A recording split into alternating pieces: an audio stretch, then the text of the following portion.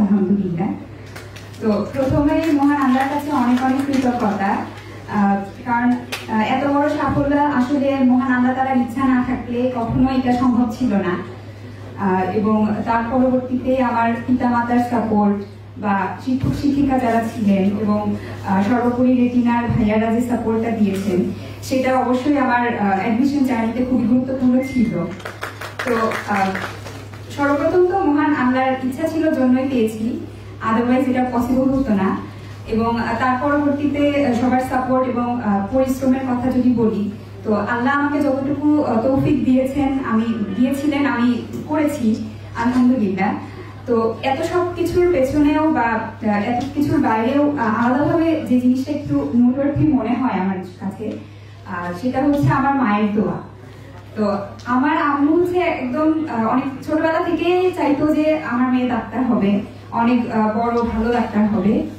এবং অনেক আগে থেকেই ইন্টারমিডিয়েট বা তারও অনেক আগে থেকেই আম্মু হচ্ছে খুব দোয়া করতো এবং চাইতো যে আমার মেয়ে মেডিকেলে একদম ফার্স্ট হবে অথবা টপ 10-এ থাকবে। তো আম্মু এরকম সবসময় দোয়া করতো এবং বলতো। তো আমি হচ্ছে যে জায়গা থেকে পড়াশোনা করেছি, আমার স্কুল ছিল সামিট স্কুল অ্যান্ড কলেজ শেরপুরে, কলেজ ছিল শেরুর international private school and college, এটাও শেরপুরে। তো আমি যে খুব বড় কোনো শহর থেকে বিলং করি ব্যাপারটা এরকম না। তো সেই জায়গা থেকে আমার মানে মেডিকেলে ফার্স্ট হবো বা টপ 10-এ থাকবো বা টপ 5-এ থাকবো এরকম স্বপ্ন দেখাটাও আমার জন্য অনেকটা দুঃসাহসিক ব্যাপার ছিল এবং আমি সেই সাহসটা কখনো করেও নাই। আমি মানে সবসময় চাইতাম, মানে বলতাম যে আমি তো মেডিকেলে চান্স পাইলে এটাই আমার জন্য অনেক, আর আল্লাহ যদি আমাকে ঢাকা মেডিকেলে লাস্ট সিটটাও দেন সেটাই আমার জন্য হবে ম্যাক্সিমাম স্যাটিসফ্যাকশন।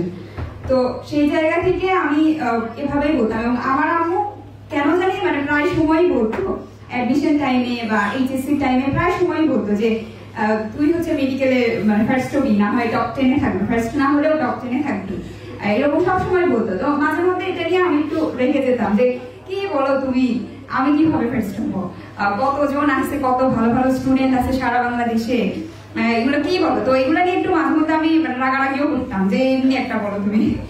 তো আমার এখন এসে আমি সেই জিনিসটা মানে রিয়েলাইজ করি যে আমার আম্মু একদম অনেক আগে থেকেই ওভাবে দোয়া করেছিল এবং সেই স্বপ্নটা দেখেছিল। আমার মনে হয় আল্লাহ সেই দোয়াটাই কবুল করেছেন, কারণ সারা বাংলাদেশে সপ্তম হয় এটা আমার মনে হয় পরিশ্রম বলি বা কোনো সবকিছুর পেছনেও লাক এবং আল্লাহর ইচ্ছা অনেকটাই ম্যাটার করে। তো এমনিতে কোচিং এর শেষের দিকে বা যে পেপার ফাইনাল মডেল টেস্ট গুলো হচ্ছিল সবগুলোতে আমার পজিশন আলহামদুলিল্লাহ ভালোই এসেছে। তো তখন নিজের মধ্যে একটু আত্মবিশ্বাস গ্রো করতো যে হয়তো ভালো কিছু হতে পারে ইনশাআল্লাহ, কিন্তু একদম টপ 10-এ থাকবো এই সাহস আমি কখনোই করি নাই।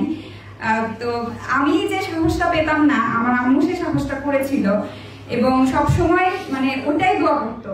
মানে আমি ঢাকা মেডিকেল পাবো এটাও দোয়া করতো না, সবসময় দোয়া করতো যে আমি একদম টপ 10-এ থাকবো বা ফার্স্ট হতে পারি।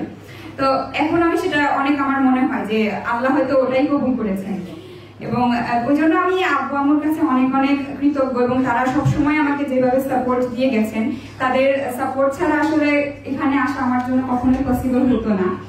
এবং সর্বোপরি আমার টিচারদের কথা যদি বলি, স্কুল কলেজে আমি যে টিচারদের কাছে বিভিন্ন সময়ে পড়েছি তাদের অবশ্যই অনেক অবদান আছে।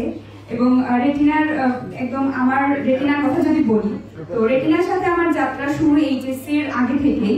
আমি হচ্ছে রেটিনার প্রি মেডিকেলে ছিলাম। তো আমার এইচএসসি পরীক্ষা বা অ্যাডমিশনের রেজাল্ট পর্যন্ত বলি, তো সব দিক থেকে আমি ভাইয়াদের কাছে যে সাপোর্টটা পেয়েছি একজন স্টুডেন্ট হিসেবে আমার জন্য সেটা খুবই প্রয়োজনীয় এবং গুরুত্বপূর্ণ ছিল। এবং আজকে আমরা এখানে এত সুন্দর একটি আয়োজনে আসতে পেরেছি। অ্যাডমিশন রেজাল্টের পর থেকে আজকে পর্যন্ত আমার মনে হয় যে আমরা এখন যে সময়টার মধ্য দিয়ে যাচ্ছি, এটা শুধু আমার না, এখানে যারা আমার ব্যাচমেটরা আছে সবারই one of the best part of life. এবং আজকে আমরা এত সুন্দর একটি আয়োজনে আসতে পেরে, এই গ্র্যান্ড সেলিব্রেশনে আসতে পেরে আমাদের সেই আনন্দে একটা নতুন মাত্রা যোগ হয়েছে। এই জন্য রেটিনা পরিবারকে অসংখ্য ধন্যবাদ আমাদের জন্য এত সুন্দর একটি আয়োজন উপহার দেওয়ার জন্য। এবং পরিশেষে এখানে যারা সিনিয়র আছেন, বিভিন্ন অভিভাবকও আছেন, সবার প্রতি আমি এবং আমরা সবাই দোয়া চাই যে যেভাবে খুব সুন্দরভাবে আমরা একটা আমাদের জীবনের নতুন সূচনা করতে পেরেছি, ঠিক সেভাবেই যেন আমাদের পরবর্তী জীবনটা আমরা সাফল্যের ধারা অব্যাহত রাখতে পারি এবং মানুষের সেবার যে পেশায় এসেছি, তো মানুষের সেবার জন্য অল্প কিছু হলেও যেন ভূমিকা রাখতে পারি। সবাইকে ধন্যবাদ। আসসালাম।